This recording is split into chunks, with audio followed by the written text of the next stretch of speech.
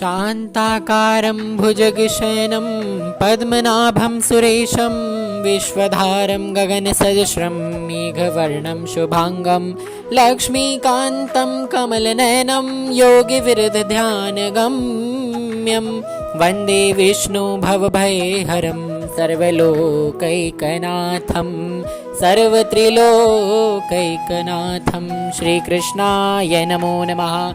ओम नमो भगवते वासुदेवाय नमो नमः। राधे राधे। आप सभी को रमा एकादशी की हार्दिक शुभकामनाएं। तो रमा एकादशी इस बार 11 नवंबर 2023 को दिन गुरुवार के दिन पड़ रही है। यह एकादशी व द्वादशी युता है, अर्थात दोनों तिथियों का ही मेल होने के साथ इस दिन द्वादशी व एकादशी दोनों ही तिथि में भगवान श्री विष्णु का व्रत पूजन किया जाएगा। आज मैं आप सभी के समक्ष फिर से अपनी महात्म्य की कथाओं के माध्यम से रमा एकादशी के महात्म्य की कथा को लेकर प्रस्तुत हूँ। जैसा कि आप सबको पता है कि कार्तिक का महीना चल रहा है और कार्तिक का महीना भगवान श्री विष्णु का सबसे प्रिय माह है। अधिक मास, कार्तिक मास, माघ मास ये भगवान श्री कृष्ण, भगवान श्री राम, भगवान श्री विष्णु की सेवा व पूजा करने के लिए सबसे उत्तम महीने बताए गए हैं। तो यह रमा एकादशी इस बार कृष्ण पक्ष में आ रही है और कृष्ण पक्ष में भगवान की सेवा पूजा से सबसे ज्यादा पितरों की तृप्ति व प्रसन्नता होती है। तो आज मैं आपको रमा अर्थात जिनके स्वरूप में सदा श्री विष्णु, श्री राम व श्री कृष्ण रमे रहते हैं, उन्हीं श्री देवी लक्ष्मी स्वरूपा माँ पार्वती, माँ लक्ष्मी, माँ राधा एवं समस्त देवी शक्तियों का सम्मिलित रूप ही भगवान श्री विष्णु की शक्ति है। इसीलिए इस दिन विष्णु जी के साथ साथ रमा अर्थात देवी लक्ष्मी का भी पूजन करना अति शुभ बताया गया है। तो आप सभी सावधान पूर्वक भगवान का ध्यान चिंतन मनन करते हुए हाथों में तिल, पुष्प आदि लेकर के तुलसी से भगवान का सेवन पूजन करते हुए इस कथा का श्रवण करिए। कार्तिक मास के कृष्ण पक्ष की एकादशी। भगवान श्री कृष्ण बोले, हे युधिष्ठिर, कार्तिक मास में कृष्ण पक्ष की एकादशी का नाम रमा है। इसके महात्म्य की कथा ऐसे है। एक मुचकुंद नामक राजा सत्यवादी और विष्णु जी का भक्त था।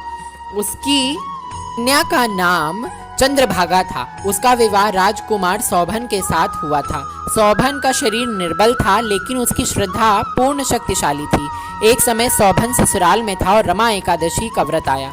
मुचकुंद राजन ने ढिंढोरा पिटवा दिया कि आज सब प्रजा को उपवास करना होगा। हाथी, घोड़े, ऊंट आदि पशुओं को भी अन्न मत देना।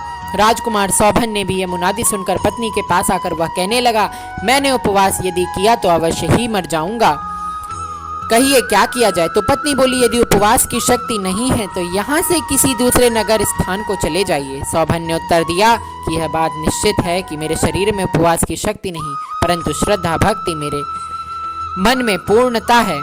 मनो इच्छा से शिक्षा दे रही है कि चाहे शरीर छूट जाए, व्रत को मैं ना तोड़ूंगा। अतः उसने रमा एकादशी का व्रत किया, भूखा प्यासा रहकर दिन भर व्यतीत किया। बड़े ही कष्ट पाकर रात्रि को जागरण करके निकाल दिया। प्रातः होने से पहले उसके प्राण प्रयाण कर गए, अर्थात वह मृत हो गया। व्रत के प्रभाव से उसे इंद्राचल पर्वत पर रत्न जड़ित उत्तम नगर प्राप्त हुआ। सौभन यहाँ इंद्र के समान आनंद भोगने लगा।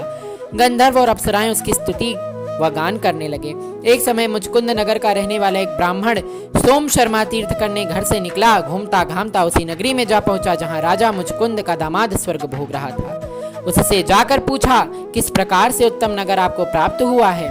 कौन से पुण्य का फल आपको प्राप्त हुआ है? सौभन ने उत्तर दिया, यह सब प्रभाव रमा एकादशी का है। मेरे जन्मों के अनंत पाप नष्ट हो गए और यह अनुपम नगर मुझे प्राप्त हुआ है। परंतु यह नगर अध्रुव है। इसे ध्रुव बनाने की शक्ति एक मेरी पत्नी में ही है। अतः उसे शुभ संदेशा दे आइए ब्राह्मण देव। ब्राह्मण ने घर जाकर चंद्रभागा से सब समाचार कहा और उसे मंद्राचल पर्वत पर मुनि वामदेव के आश्रम में ले गया। मुनि ने चंद्रभागा का मंत्रों द्वारा अभिषेक किया। वह दिव्य शरीर धारण कर पति के पास चली गई। पति को कहने लगी, मैं जन्म से एकादशी का व्रत करती रही हूँ, उसके कारण तेरा अनुपम नगर ध्रुव लोक के समान अचल रहेगा।